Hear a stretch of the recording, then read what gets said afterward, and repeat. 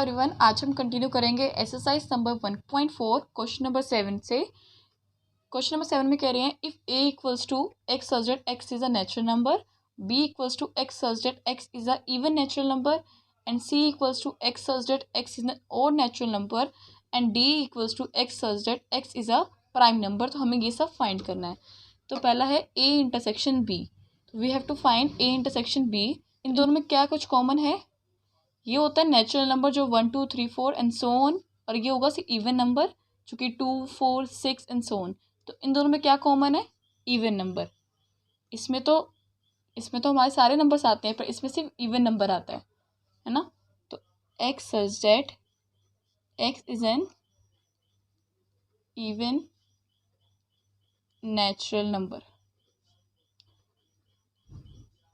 हमने इसको set builder form में इसलिए लिखा है क्योंकि क्वेश्चन में भी हमें सेट बिल्डर फॉर्म में दिया है, तो हम उसका आंसर भी सेट बिल्डर फॉर्म में ही करेंगे। सेकंड है ए इंटरसेक्शन सी।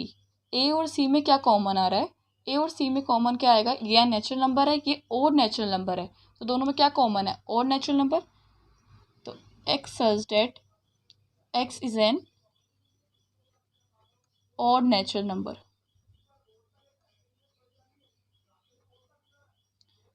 थर्ड दिया हुआ है ए इंटरसेक्शन बी। अब ए और डी में ऐसा क्या कॉमन है? ये है x such that x is a natural number और ये है x such that x is a prime number. Prime number होते हैं 2 3 7 11, ये किसी की टेबल में नहीं आते, पर ये नेचुरल नंबर में इंक्लूड होते हैं ना। तो इन दोनों में क्या कॉमन आएगा? Prime number. तो थर्ड का आंसर है x such that x is a prime number.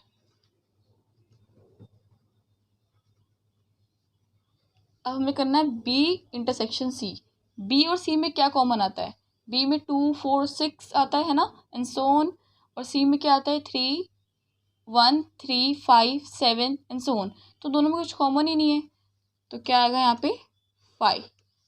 5 क्या होता है? Empty set. अब बी इंटरसेक्शन डी।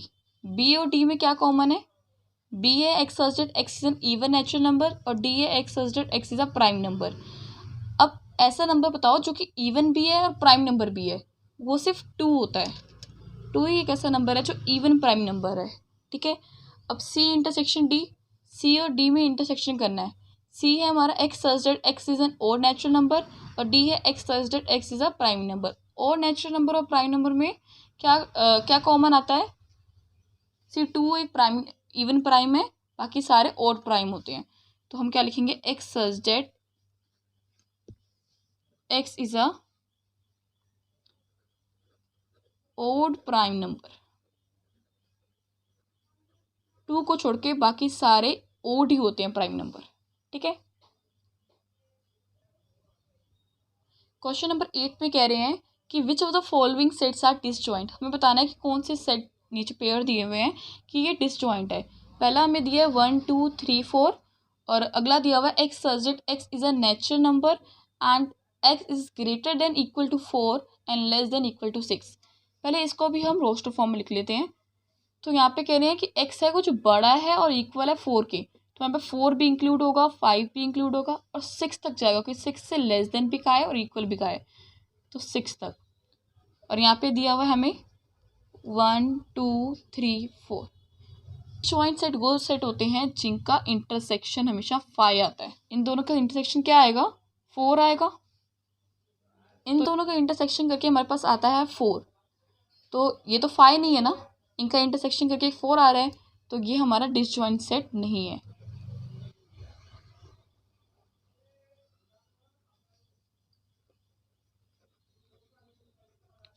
बिकॉज, क्यों? रीजन दो। 4 is common on both set. अब सेकंड देखते हैं, ए ई आई ओ यू और अगला है सी डी ई एफ। इनका अगर मैं इंटरसेक्शन करूँगी तो मेरे पास क्या आएगा? ई आएगा ना, कॉमन है इन दोनों में एलिमेंट, तो ये भी it is also not a disjoint set. क्यों नहीं है? क्योंकि इन दोनों में क्या कॉमन आ रहा है? ई कॉमन आ रहा है।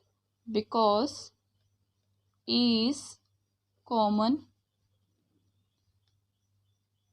इन बोथ सेट। दोनों सेट में ये कॉमन आ रहा है। थर्ड है x such that x is an even integer, और ये दिया हुआ है x such that x is an odd integer. तो ये एक ऑड इंटीजर है, ये इवन इंटीजर है। इन दो का इंटरसेक्शन करेंगे तो क्या आएगा, हमारे पास 5 आएगा। तो it is a disjoint set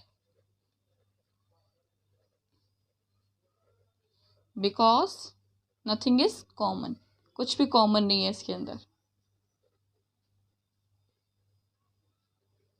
disjoint set होते हैं जिसमें कुछ भी कॉमन नहीं होता, तो इसमें कुछ भी कॉमन नहीं है। इसमें ई कॉमन था, इसमें 4 कॉमन था, तो ये डिसजॉइंट सेट नहीं है। ठीक है। क्वेश्चन नंबर 9 में हमें ए दिया हुआ है, बी दिया हुआ है, सी दिया हुआ है, डी दिया हुआ है। हमें ये सारे क्वेश्चंस पार्ट्स जो के फाइंड करने हैं। तो पहला पार्ट है ए माइनस बी, मतलब ए में से सारे बी वाले एलिमेंट्स हटा देने हैं। तो ए के अंदर कौन से ऐसे एलिमेंट्स हैं जो बी के अंदर प्रेजेंट है, से 12 भी एक ऐसा एलिमेंट है जो कि बी के अंदर प्रेजेंट है, तो हम ये हटा देते हैं। तो 12 को छोड़ के सारे एलिमेंट्स यहाँ पे हम लिख देंगे।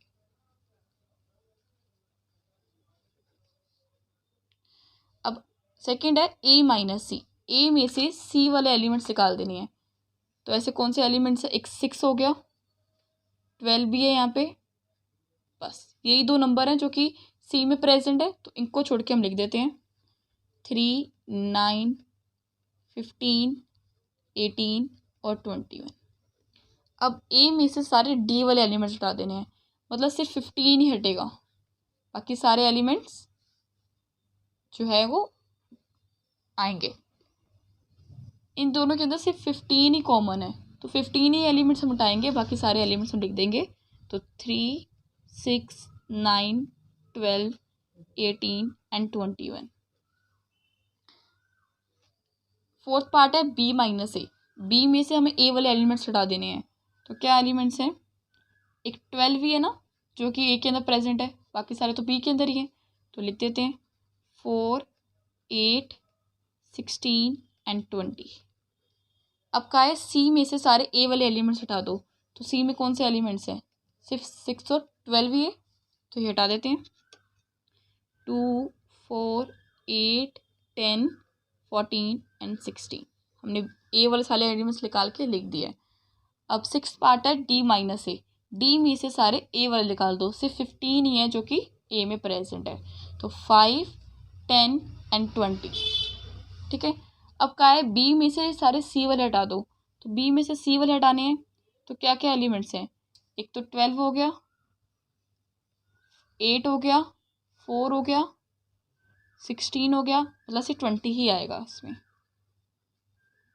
अब बी में से सारे डी वाले हटाने हैं, तो इन दोनों में क्या ऐसा एलिमेंट्स है जो बी में ऐसा कौन सा एलिमेंट है जो कि डी में प्रेजेंट है, सिर्फ 20 है, तो 20 हटा देते हैं। 4, 8, 12, 16। ठीक है। 9th पे कहा है सी में से सारे बी वाले हटाने हैं, तो सी में से सारे बी वाले हटाने हैं, तो 4 हटा देते हैं, 8 हटा देते हैं, 12 हटा देते हैं और 16 हटा देते हैं। तो क्या रह गए, 2, 6, 10 एंड 14। अब क्या है, डी में से सारे बी वाले हटा देने हैं, तो डी में ऐसे कौन से एलिमेंट्स है जो बी में प्रेजेंट है, सिर्फ 20 ही है। तो 5, 10 एंड 15।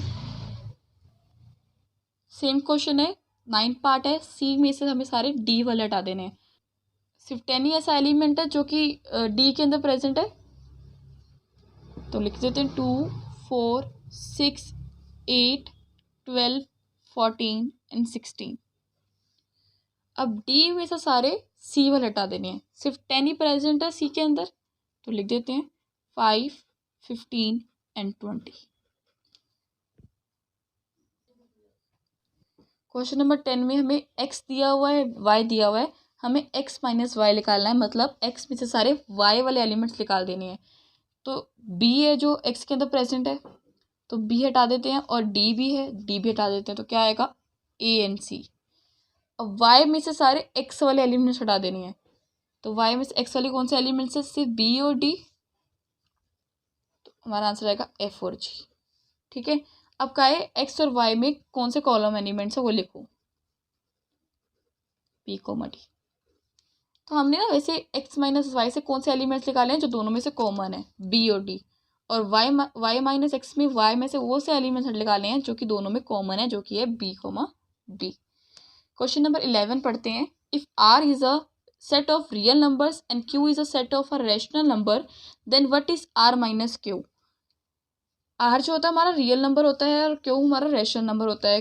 रैशनल नंबर कौन से फॉर्म में होता है? p/q फॉर्म में।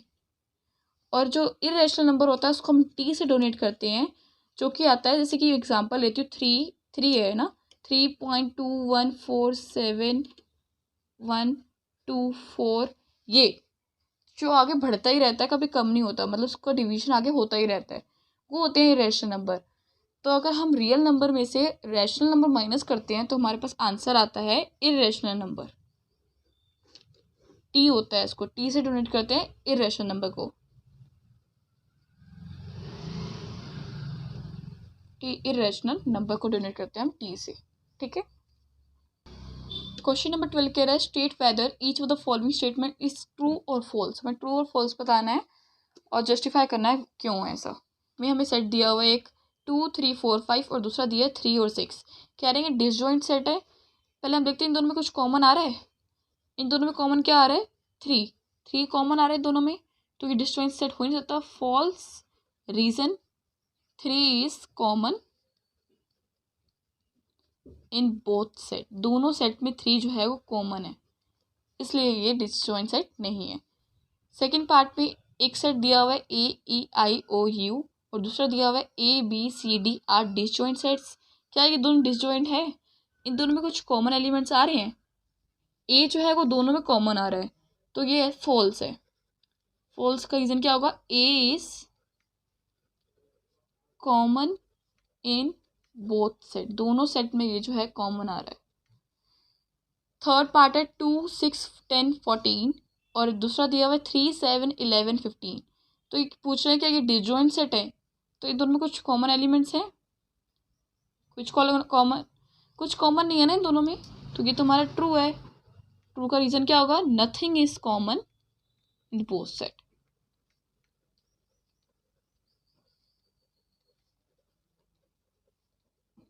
कुछ कॉमन ही नहीं है दोनों में, तो ये डिसजॉइंट सेट है। फोर्थ पार्ट है एक सेट दिया हुआ है 2 6 10, एक दिया हुआ है 3 7 11। पूछ रहे हैं क्या ये डिसजॉइंट सेट है? सेम क्राइटेरिया है इसका भी कि इन दोनों को पहले कंपेयर करके देखेंगे इनका कुछ कॉमन आ रहा है, कुछ कॉमन नहीं आ रहा, तो ये भी ट्रू है। Reason nothing is common